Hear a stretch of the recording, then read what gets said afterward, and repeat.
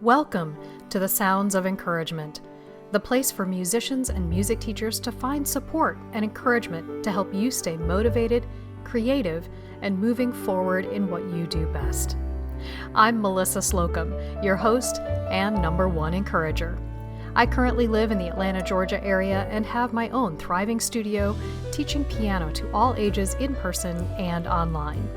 I also help other teachers use student goal-based learning and differentiated instruction to increase motivation in their students and increase retention rates in their studios. You can learn more at www.musiclessonpathways.com. Thank you for tuning in to Sounds of Encouragement. Don't forget to subscribe so you get notified of future episodes. Enjoy the following episode. Don't forget to keep listening at the end and be sure to check out all the links in the comments or show notes. As always, I'm here for you, so you can be there for those who need you the most. Reach out to me at soundoфencouragement@gmail.com and let me know how I can better support and encourage you. Rami Bar-Niv is one of Israel's most acclaimed and sought-after pianists. He travels extensively and has become an international citizen, concertizing all over the world. Born in Tel-Aviv, he graduated with honors from the Ron Conservatory and the Rubin Academy of Music and was the recipient of many prizes and scholarships. He won the America-Israel Cultural Foundation competition and was awarded a scholarship to further his studies in the United States. After graduating from Mann's College of Music in New York, where he studied with the renowned Madam Nadia Reisenberg, he won numerous competitions and embarked on a highly successful concert career. He performs regularly in North, Central, and South America, Europe, Africa, Asia, Australia, New Zealand, and, of course, Israel, where he received the Best Performer Award from the Israeli government. He appears on TV and radio, in chamber ensembles, solo recitals, and as a soloist with orchestras. He is always received with great enthusiasm. Often sent abroad by the Foreign Ministry of Israel to represent Israel in concerts, he has become an ambassador of goodwill for Israel. Rami Bar-Niv made history by being the first, and so far the only, Israeli artist to perform in Egypt following the Begin-Sadat peace treaty. Rami's recordings for CBS and other labels in Israel and abroad have met with praise and popularity. His recordings and videos have been very successful on the internet, and he has often been at the top of the charts. His compositions are also published, recorded, and performed all over the world. Rami Bar-Niv offers music of great variety and contrast in style and is an extremely versatile performer. Rami's masterclasses, workshops, and private teaching are loved worldwide, and he is constantly invited to teach in 5 continents while on his concert tours. To learn more about Rami or to connect with him, click on the links in the show notes.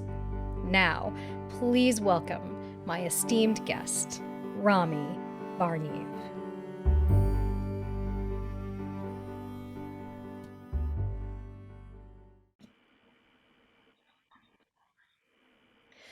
Welcome to Sounds of Encouragement. My name is Melissa Slocum, and you just heard a little bit about my guest, Rami Bar-Niv. Thank you, Rami, for joining me today. Thank you for having me. Please tell us where you are joining us from today. Where are you in the world? I'm in Ra'anana, Israel. Uh, that's where my home is. Though I travel all over the world, been doing this for, what shall I say, 65 years. Yes. And uh, and America though is like my second home. I mean, I lived there for many years, and I go there very often. So it's like I actually share my time. Yes.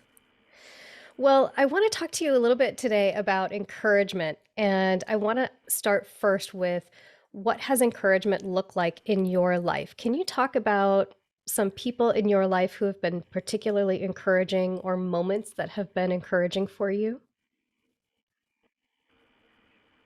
Uh, but my story is a little different. Uh, do you know from the Bible Samson's riddle, where he says, "Out of the strong came forth sweetness," Ah, yes. and I have a couple of stories about that happened in my life, and I think the outcome is very encouraging. So, Yes. if it's okay, I'll tell. The first Please. story is I uh, I was teaching at a piano camp for adult players in America, Hmm. and I was teaching for about 10 years, and by the time it was 10 years, I was doing this like 10 times a year. Every time was 10 days. Wow. Uh, so practically almost every month. And one day, all of a sudden, I was fired. Oh no. So, well, you see, that's the reaction. That's the first reaction. But I thought to myself, wait a minute. I got lots of followers, Mm, uh, and why don't I do my own piano camp for sure. adults? And it it never occurred to me before. I was happy just teaching and working for someone. But then I wanted to continue doing it. So it took a while to find a place and to get organized and everything. But shortly after, I opened my own piano camp also in America, but then I did it Okay. all over the world with branches and stuff. Wow. And now it's about 16 years since I opened my own piano camp, and I do it 2 3 times a year plus some weekends and all over, mainly in the States though. Yes. So again, I would never dream of doing it unless the oh no first reaction, but then Right. you know something very good came out of it. So that's one story, and Yes. I think it's a very encouraging and inspiring story. Another story is uh, a few years ago, like in 2010, it's been a dream of mine to write a book about piano playing, Mm, specifically about piano fingering, and I yes. saw that there was nothing like this on the market, and nothing like this in academia, and really wasn't given enough attention. So it was my dream. I thought of it many years because it's not easy to write a book, and then I started doing it, and I did it, and I wrote the whole book, and did a lot of stuff by myself, uh, photos and the setting and the pages, the paginating, and Sure. all kind of things.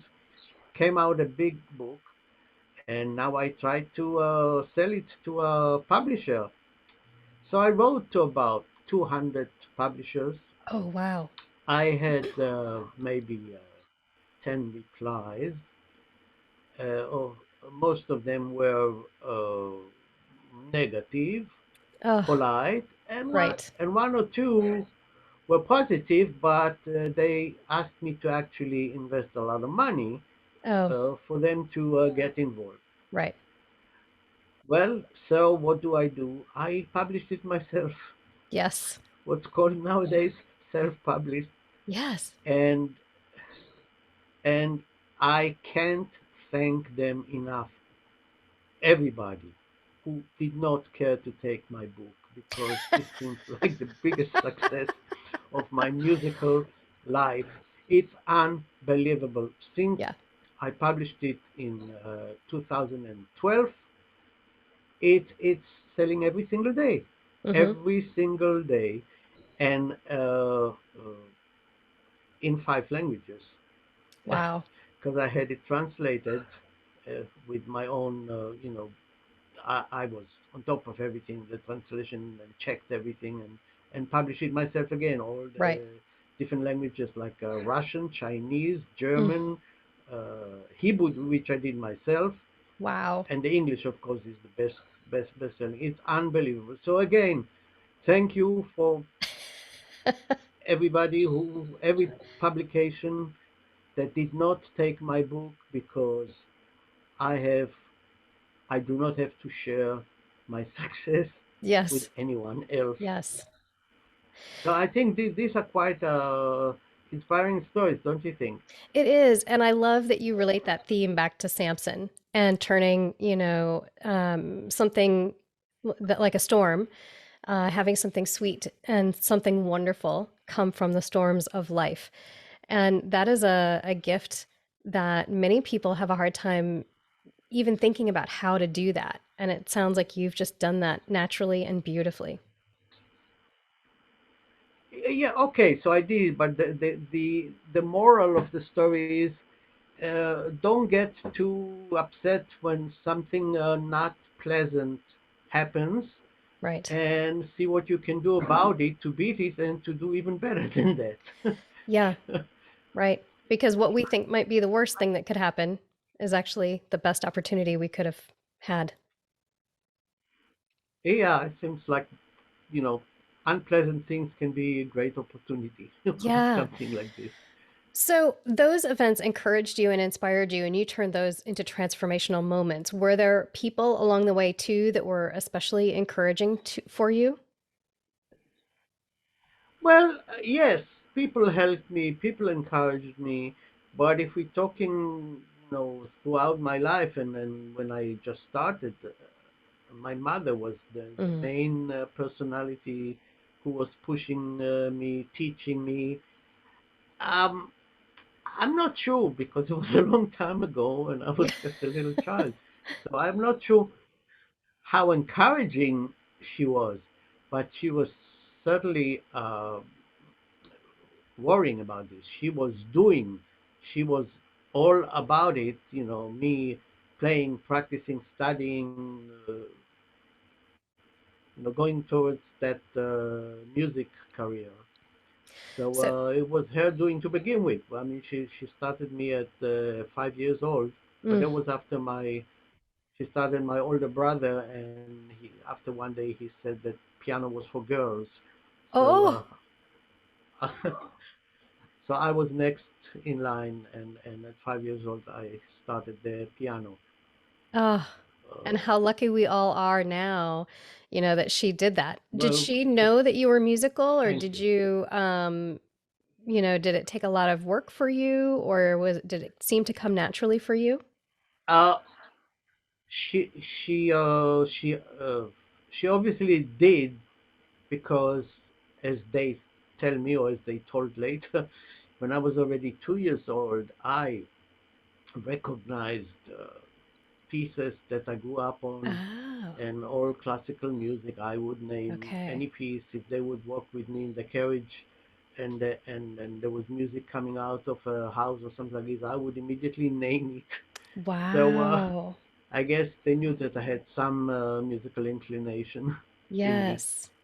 Oh, that's beautiful. So, when you think about encouragement and your life, sometimes it's hard to know the difference between other people's expectations that they have for us versus their true encouragement for us. How have you gone about navigating or deciding, what's an expectation from someone else or what's true encouragement for you? Uh, I well, okay. Whatever I say will be an answer, but I don't know what to say. I never bothered thinking or trying to figure out whether it was one or the other. I mean, it just didn't matter to me, or didn't bother me. Didn't come up as a question Sure. for myself. So I have no idea. I just did what I did, and people who helped me helped me. Uh, Yeah, lately in recent years, I of course I have all kind of people who appreciate what I do, so they do encourage me and just for for being encouraging Did and you always know that with you no wanted expectations. Okay, did you always know that you wanted to be a professional musician and that you wanted to tour and that you wanted to perform, or was it something that just sort of happened? I did. uh, when I was 7 years old, I read a little book for children about Mozart, Mm. and I cried because I wanted to be like him. So, Oh, traveling and giving concerts. yes, Well, he did that as a child, and I started doing it later on sure. as an old teenager. But you've had quite an extensive career performing and traveling with some of the great, some of the great conductors and orchestras and other musicians. What has been one of the highlights for you of that performing career? Oh, highlights. Well, the big concert halls are like average 2,000 people for orchestral works or stuff like this. Mm-hmm. So when you want to perform for 5,000 people, that's something that you remember, Sure. uh, or even 3,000 people. So that happened once or twice in Mexico and in Boston. Uh, Something else memorable was a concert I gave in Cairo, in Mm, Egypt. I was yes. the only Israeli to give a concert there after the peace treaty, and I was invited there after I sent my own piano toccata to the Egyptian embassy in Tel Aviv, Mm. and they invited me, and then Israel's foreign ministry got involved and sent me over. So, and that was quite an experience. In the morning I visited the pyramids, and in the evening I gave a concert. Wow. That really speaks to the power, right, of music being able to bridge language and cultures and even strife. Yes, absolutely. And also, music for me was the reason to travel all over the world. Yeah. When we think about the last couple of years, your travel schedule, I know, has changed during the pandemic. It did for many musicians who were performers, and tours got cut and stopped altogether. What was pandemic life like for you, and what kept you hopeful during the last couple of years? Uh,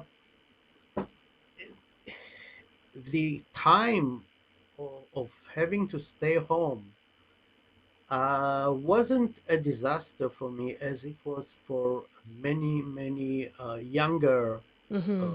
performers, because I used the time to do things.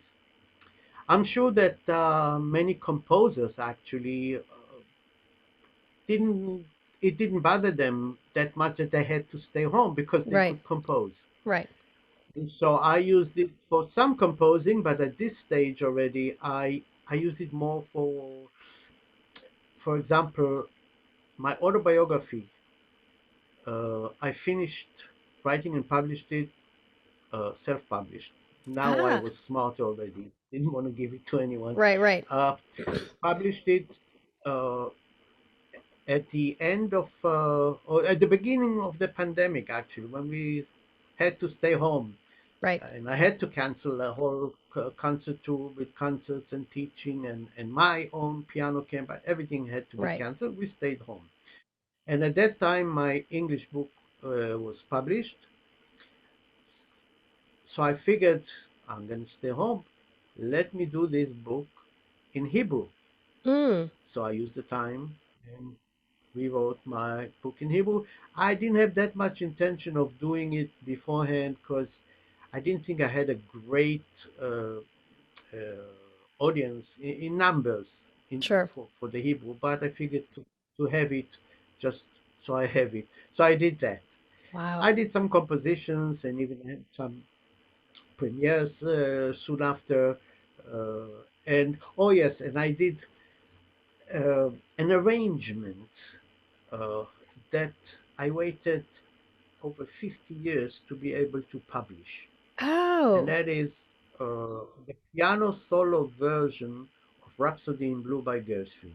I've been playing okay. it in concerts all these years, but I couldn't legally publish it because it was under copyright, and Right.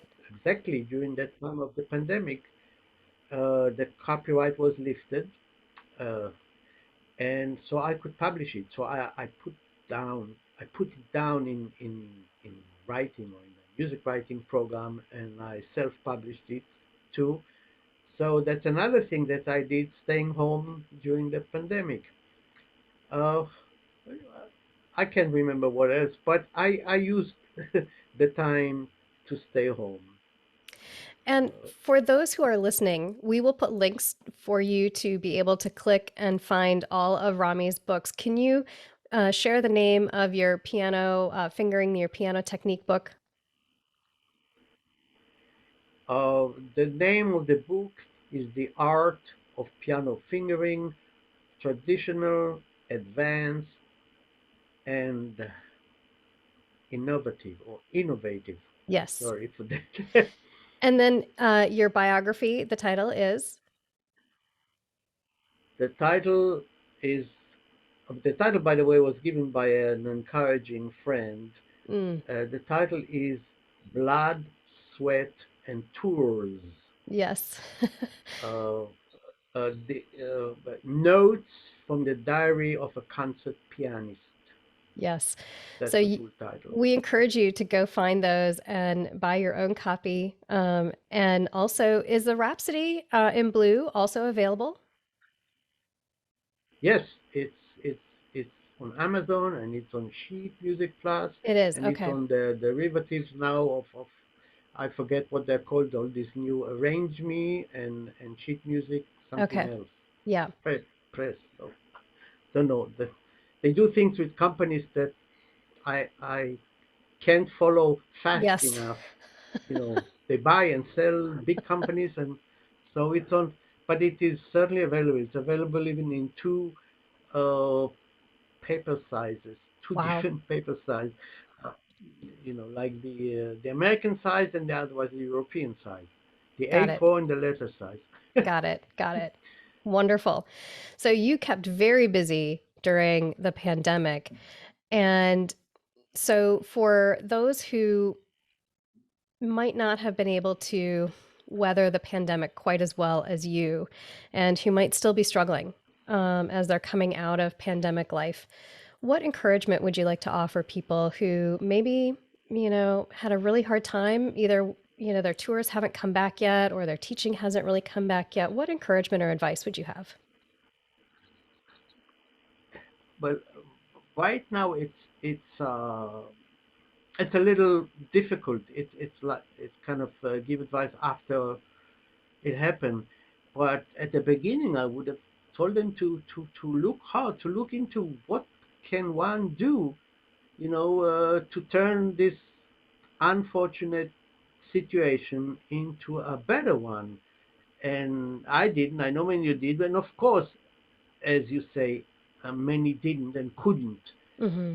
I would have advised them then to look for it. What now? There's nothing I can say, but just have patience, work on it, and swim harder, work harder to get back what belongs to you and further, and and make again success. And I think that that lesson that you talked about at the beginning of our time about adversity and things when they go wrong, I think that element of being patient and finding what next great thing is going to come along for you or what you can create out of those tough moments or those changes is really a Yes. great testament. Yes. So we have some wonderful musical selections that you have chosen to share with us. And I'm going to play each, just a 10-second clip of each one. You'll hear a little bit of each piece, and then I will let you talk about each one and why it is in your top 5 of encouraging pieces. This first one, I have to say, by the way, all of this music is just epic, gorgeous, some of the best music in the world. I thoroughly enjoyed listening to all of these over the last few days. Many of these are full symphonies and they're longer, but if you click on the links, you'll be able to listen to the whole thing. So, this first one is the Dvorak Symphony Number 9, The New World. And we're just going to hear a little tiny clip. Here we go.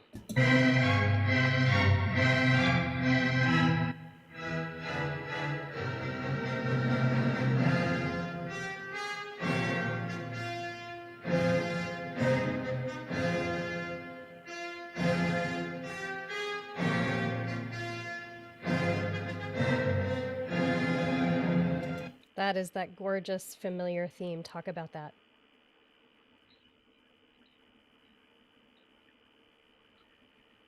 As I told you earlier, I already knew this music when I could recognize this music when I was 2 years old, and I loved it. The- this all this music is what I grew up on, and this makes me cry. This makes me see God. Mm. Uh, when I was in eighth grade elementary school, I prepared a lecture on this symphony. At that time, it was the Fifth Symphony. If you know, it only later on that they discovered Mm-hmm. four more, so earlier. So it was known as the Fifth Symphony from the New World, and I prepared a lecture for my class in a music lesson. Uh, I played over a record player. Does anyone know what a Yeah. record player is? Yeah. I, I played on a record player each movement, and before playing each movement, I demonstrated on the recorder. I picked up a little the recorder. I demonstrated the themes of that movement on the recorder, Wow. and then played the movement, and that was the lecture. Uh, I got the mark of 100 for my class. I'm sure. So yeah, that's for my life. All this music, this and what is the next piece that you're going to play? Yeah, the next one is the Dvorak, the Concerto in B minor. And this is the cello, let me get the cello concerto in B minor, opus 104. Yeah, let me play that real Yeah, quick. that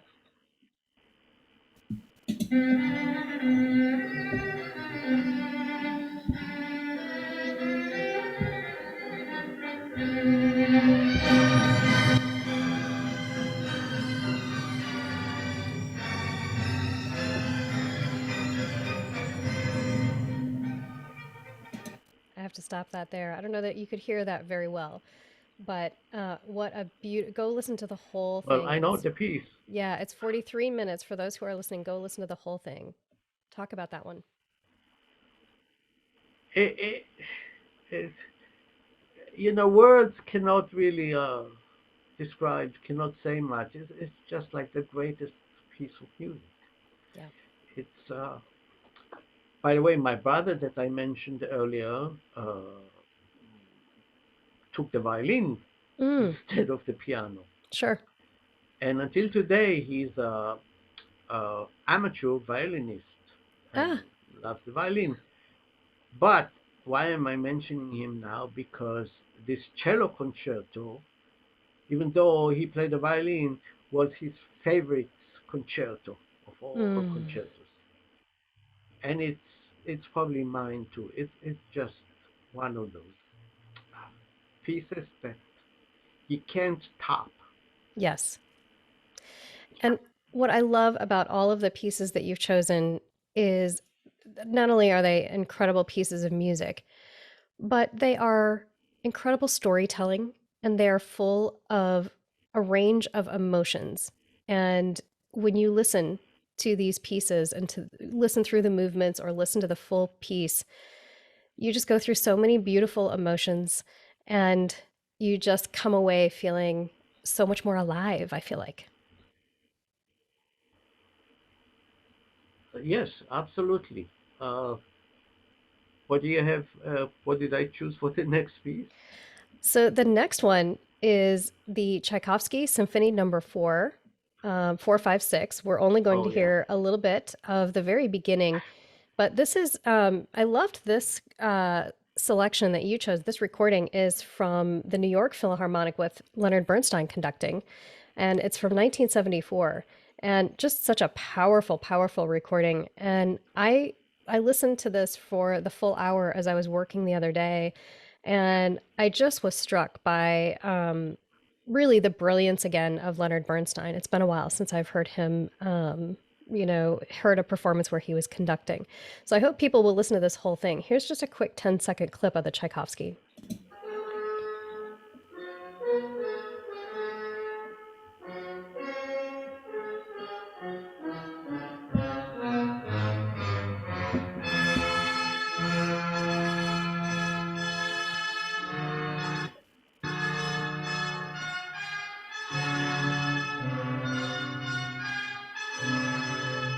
Mm, wonderful. Yeah, as I said, it was I had to choose one, but all these three symphonies, four, five, and six. Uh, this is like the greatest music. This is what I grew up on, romantic music. Later Hmm. on, I learned other stuff, you know, earlier music and Sure. later music, like modern music and Baroque music. But initially, I grew up on romantic music. And you say that it's true. It's so full of feeling. It's romantic music. That's what Yeah. it's about. Now, when you sit down to play and you're just playing for your own enjoyment, do you have a composer or a piece that you really tend to go to? I don't like to disappoint in my answers, but I I don't sit down to play for my enjoyment. Okay. I I enjoy my work. I enjoy playing, but it's my work, and I Right. enjoy performing, and it's my work. Though there is, I do playing for fun, but Mm, not for myself, okay. for friends, for parties. For so, Sure. but I don't play for myself for joy. Okay. Uh, Is there a piece that always makes your, that your performance list when you tour? Is there a piece or two that you just always feel like this is something I must play, must perform? um, there, are, I performed in my tours. Who knows what, 200 pieces or I don't know or more. Depending what we call a piece. Sometimes, whether you call one prelude of Chopin a piece Right, or the right, 24 preludes right, together as a right. piece. But I performed a few hundred pieces in my tours, I mean, including concertos, Hmm. uh, many different concertos. Because in the heydays when I went on tours, I had to go with two, three recital programs and two, three different concertos because different places requested different things. And Right, or if you performed in the same place more than one, you had to play a different program. right. Uh, what was the question? Oh, is there something that you always love to perform? Oh, so some pieces I played more than others. I uh, I played Rhapsody in Blue a lot. Mm, Uh, I some Chopin pieces I played more than others. Some Beethoven pieces I played more than others. Some Mozart pieces more than others. It's there were some that I did include more often or in more Sure. concerts than others. But uh, in spite of that, or other than that, my repertoire was wide uh, and varied. Uh, I mean, from Bach, from before, from Scarlatti to 20th century music, uh, 21st Right. to and my own music as well. I composed a lot, and I started performing. And since I started, this is also in a way sort of an encouraging tip. Composers run after performers to perform their pieces. Mm-hmm. But if you can perform your own pieces, you know you cut the way shorter. You make a shortcut. Yes. You are the composer and the performer at the same time. Yes. And of course, I'm very happy, and I get other people playing my pieces. But I don't have to wait for them to do that because I did that a lot. So I started playing my own pieces in my concerts too often. And that's a tip to composers. If you compose to an instrument that you can handle, uh, go ahead and and do it yourself too, and don't only wait. Of course, we like other people to play our pieces, Right. but don't only wait for others to perform your music. So yes, that also, since I started composing, which I started quite late in life, I started incorporating my own music into my programs too. So that I hope I answered that question now. Yes, yes. And I love that you have, done some of your own composing and performed some of your own music too. A lot of people do not like to share their own pieces that they've composed. They may be a little self-conscious. Well, people can criticize my composition, people can criticize my playing, Right. people can criticize my being too, but that's another tip for encouragement. Just don't bother, do your own thing. Right. Right. So you spoke of concertos just a few minutes ago, and I wanted to go to this next piece, which is, again, I love this recording. This is the Grieg Piano Concerto in A minor, Opus 16. And the clip that you have shared is Arthur Rubinstein playing, and he's one of my all-time favorite concert pianists to listen to. So we're just going to hear about 10 seconds of this particular clip, and then I'll let you talk about it.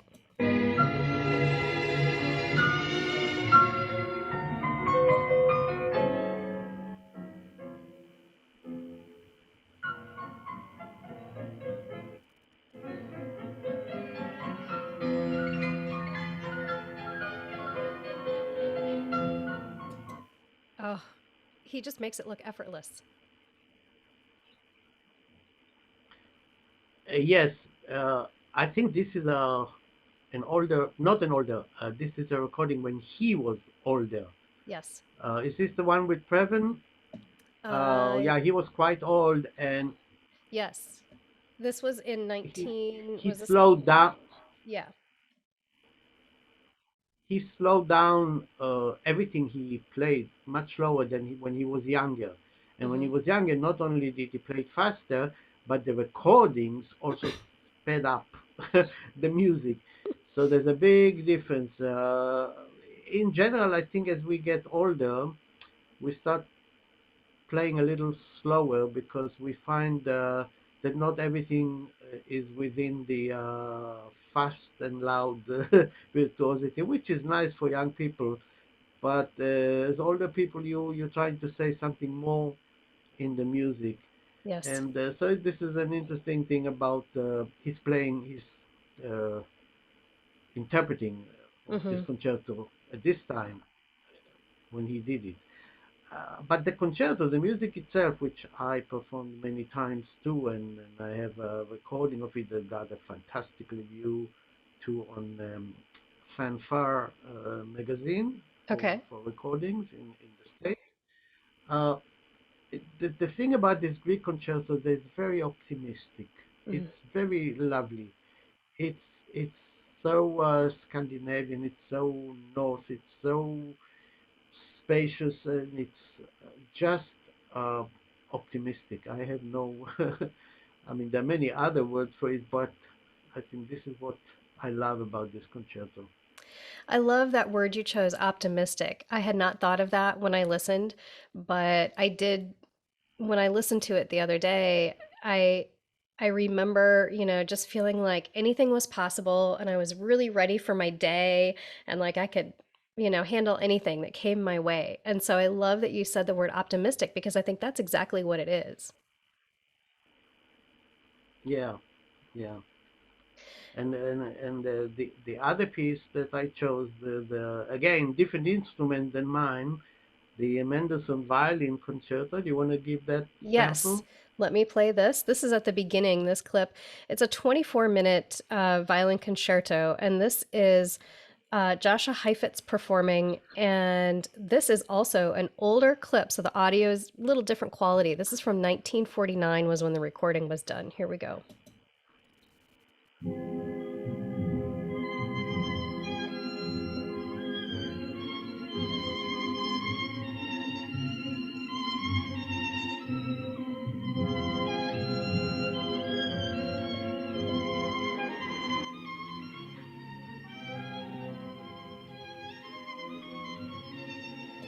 I have to stop it, but you get an idea of the theme and then go listen to the whole thing. It's just an amazing concerto. Uh, yes, this is like the most amazing concerto by the most amazing violinist ever, and that combination, the concerto. If you look at the music, I accompanied on the piano many times. Oh. Violinist playing this. I mean, every pianist does that, or Mm-hmm. always accompany concertos and stuff.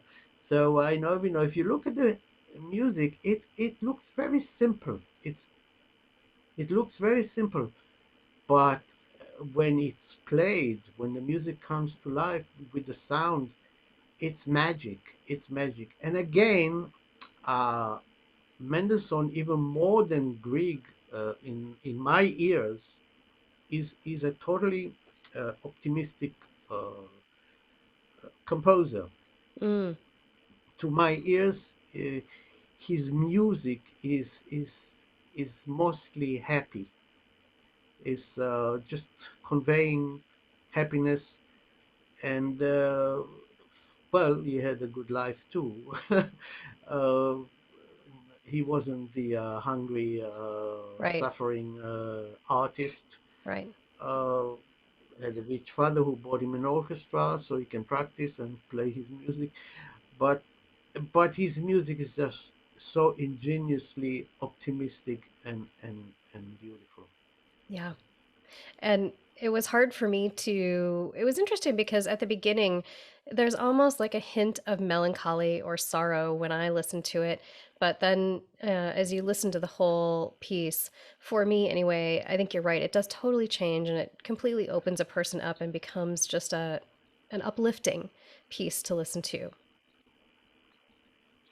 At the end of this concerto, there's one note uh, which, since childhood, I wait the entire concerto for that one note.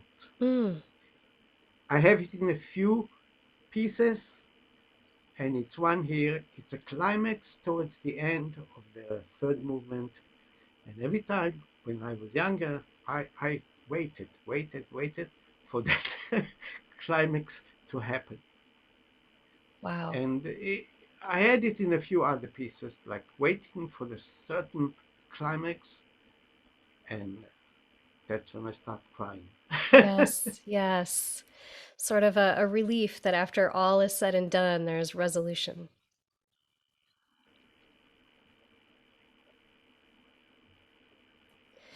So I have a question for you about young musicians coming up who may want to tour and be professional performers. What you've offered a lot of wisdom in this interview already, but what other advice would you give to younger musicians coming up?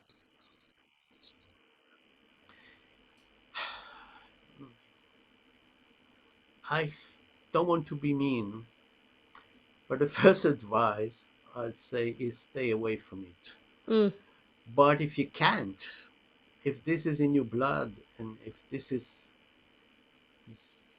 just what you want to do and you cannot see yourself doing anything else, then you must believe in yourself.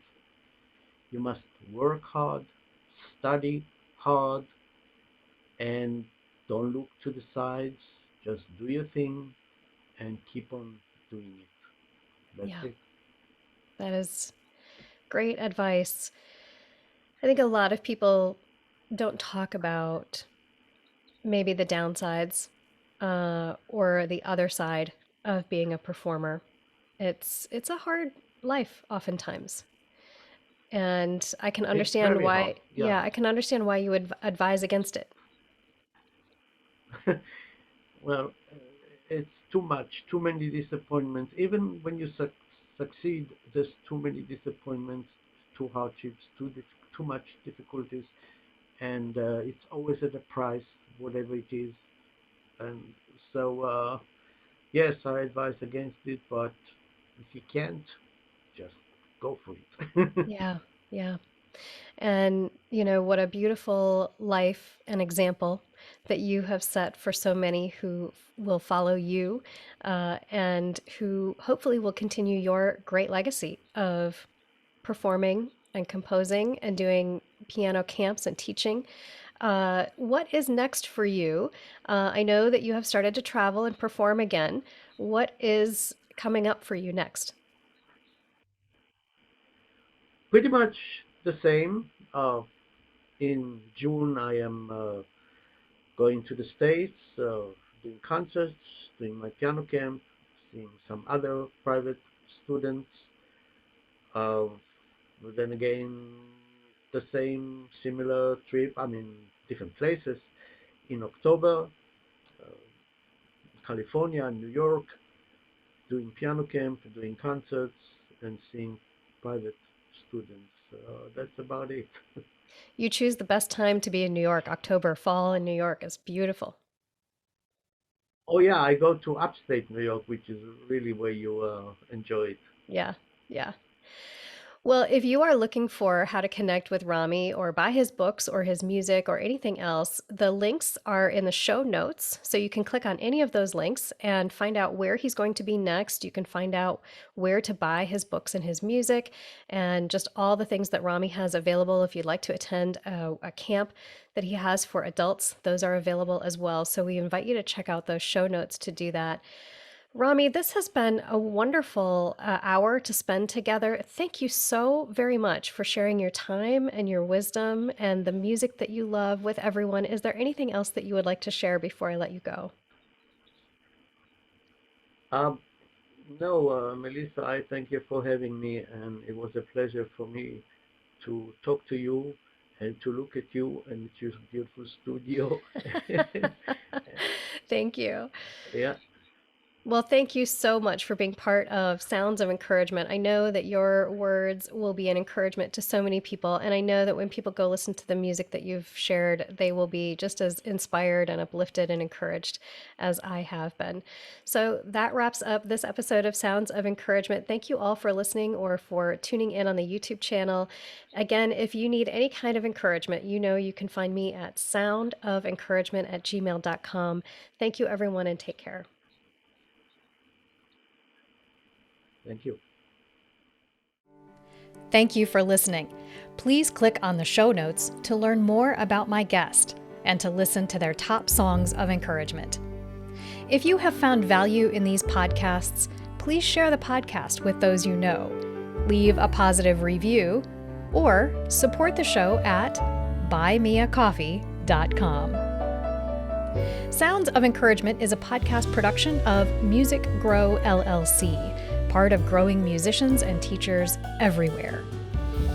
Sounds of Encouragement is hosted, produced, and edited by Melissa Slocum. To get in touch, contact soundoфencouragement@gmail.com. You can also find Sounds of Encouragement on Clubhouse. Drop in weekly for a dose of personal encouragement. Theme music by Melissa Slocum and Steve Tressler. Music mixed and mastered by Steve Tressler. Thank you to Steve Tressler and Christina Lopriori, who encouraged me to do this in the first place. And remember, I'm here for you, so you can be there for those who need you the most.